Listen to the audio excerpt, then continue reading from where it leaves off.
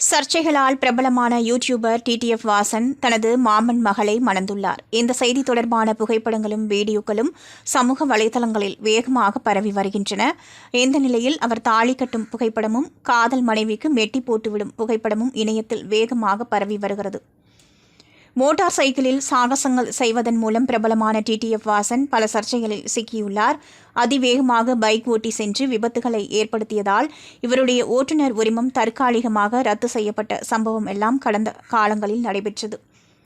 அவர் சின்னத்திரை நடிகை ஷாலின் ஜோயாவை காதலிக்கிறார் என்று பேச்சுக்கள் இருந்த நிலையில் தனது மாமன் மகளை 5 ஆண்டுகளாக காதலித்ததாகவும் அவரையே திருமணம் செய்து கொள்ளப் போவதாகவும் வீடியோ வெளியிட்டிருந்தார். 2 நாட்களுக்கு முன்னர் அவர் வெளியிட்ட அந்த வீடியோவில், நாளை எனக்கு கல்யாணமாக போகிறது என்று நினைக்கிறேன். நான் ராஜஸ்தானில் பைக் ஓட்டி கொண்டிருந்த போது எனது மாமன் மகள் ஃபோன் செய்து அவசரமாக வர சொன்னார். உடனே காரில் புறப்பட்டு வந்தேன். எனது மாமன் மகள் ஸ்வீட்டு எனது அத்தைக்கு ஃபோன் செய்து நாங்கள் 5 வருடங்களாக காதலிப்பதாக தெரிவித்தார்.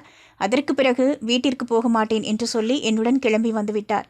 அதனால் நாளை நாங்கள் திருமணம் செய்து கொள்வோம் என்று நினைக்கிறேன். அதன் பின்னர் டிடிஎஃப் வாசன் தனது மாமன் மகளுடன் மாலையும் கழுத்துமாக இருக்கும் புகைப்படங்களும் வீடியோக்களும் வெளியாகின.